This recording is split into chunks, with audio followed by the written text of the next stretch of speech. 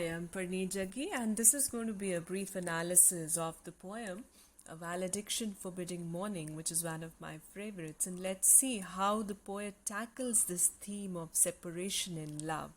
Now, looking at the major themes of the poem, we see love, separation, and acceptance are the significant themes. We see him dealing with love in an altogether different way, where he says that love should be such that it should be silent when separated.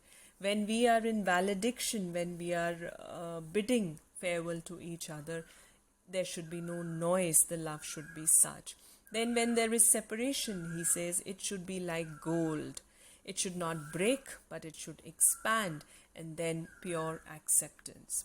Now, he develops these themes by comparing his love with the legs of a mathematical or a geometrical compass to show that these are two separate entities. There are two legs of a compass, but they are connected as one whole. And when the other moves around in a circle, it comes back to its erect whole in the last time. So, that compass is two but one. He further supports his ideas by crafting many metaphors to explain that their love is not limited to physical attraction, it rather rests in their soul. So, sadness, tears, and mourning are not good for them. Now, when we look at the form of the poem, we see that it has 9 stanzas with 4 lines each in each stanza, and each quatrain is a 4-line stanza which is borrowed from Persian poetry.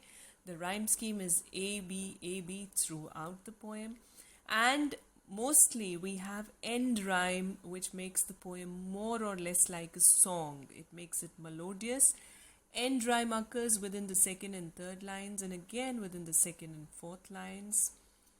The rhyming words, for example, are away, say, go, now, etc. We have iambic tetrameter, in which there are 4 iambs per line, and we have seen in the whole poem, so let us melt and make no noise. So this is the kind of stress we have in the lines. Then, of course, alliteration, as usual, is an essential part of dance poetry, which is the repetition of consonant sounds in the same line, such as we have fixed foot, fur, and we have mer sound in makes me end. So we can find more instances of alliteration.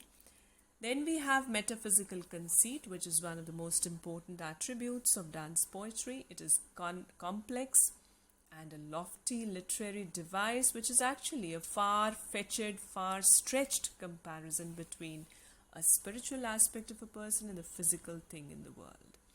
Now here, the conceit of the compass is his most important and most popular conceit, which is quoted even now in English literature. He has used a number of metaphors in the poem to illustrate the nature of holy love. While in the first stanza, he is comparing the separation to the death of a worthy, virtuous man. Then he also compares his separation to gold. In the 6th stanza, he is comparing his love with the hands of the compass that work together and follow each other. This is also an extended metaphor called metaphysical conceit. Then we have a simile, which is again a device which compares. Now the simile has been used in the line, like gold to airy thinness beat. So his love, his separation is compared to gold, which is not broken when it is beaten, but it stretches, it extends. Then we have paradox. A paradox is a statement which may look contradictory, yet it can be true and makes sense. He has used this device by explaining that though their souls are one, yet they are two separate beings. Means that their soul will always be together even when they are apart.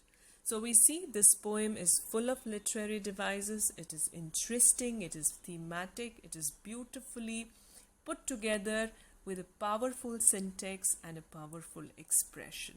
So we'll meet for the next poem. Stay tuned. Thank you for now.